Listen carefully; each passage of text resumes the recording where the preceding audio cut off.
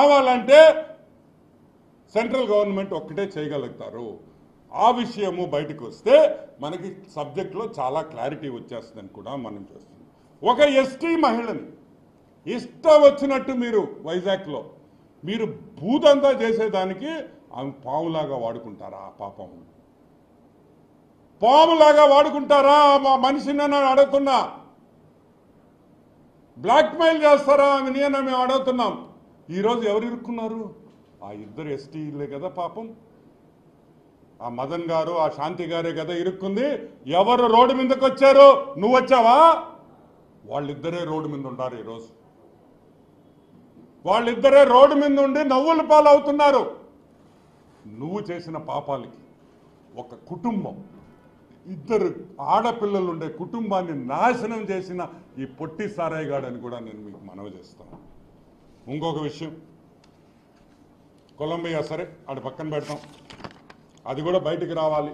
ఎవరితో వెళ్ళాడు కొలంబియాకి?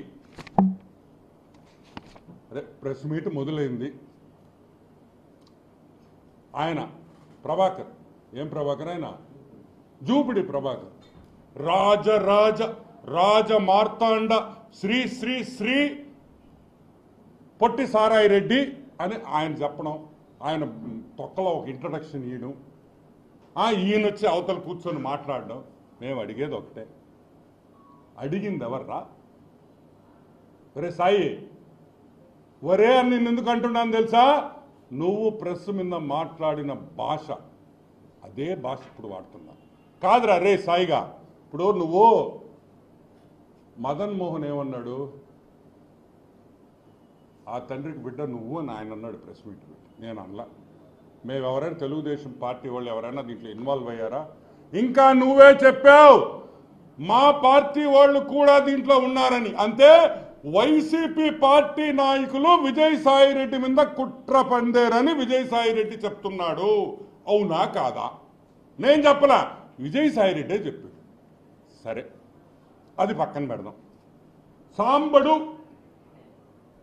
టీవీ5 సాంబడు ఏరే మీ ఇంట్లో పనుడా? చెప్పు తెగద్దు నా ఎలా. ఎవరు అనుకున్నావు సాంబశివరావు అంటే? ఎవరు సాంబశివరావు గారు? ఈరోజు ఆంధ్ర రాష్ట్రంలో, తెలంగాణలో ఎవరినైనా సాంబశివరావు పేరు చెప్తే గుర్తుపడతారు. నిన్ను గుర్తుపడతారు రే పుట్టిన ఎలా. వికే వెంకటకృష్ణ గారు